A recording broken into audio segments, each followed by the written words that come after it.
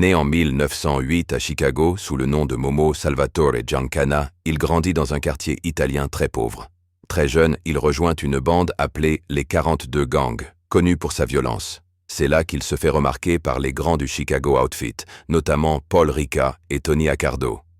Dans les années 1950, Giancana grimpe les échelons grâce à son brutalité et à sa loyauté. En 1957, il devient le boss officiel du Chicago Outfit. Contrairement à Ricca ou Accardo, Sam Giancana aime le luxe, la célébrité et le pouvoir visible. Il fréquente les stars, vit dans des villas protégées et se comporte comme une vraie célébrité criminelle. Mais ce qui rend Giancana unique, c'est son lien avec la CIA.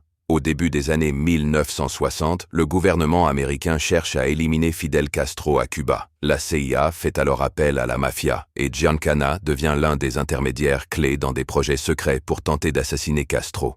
Rien ne fonctionnera, mais son nom restera lié à ces opérations.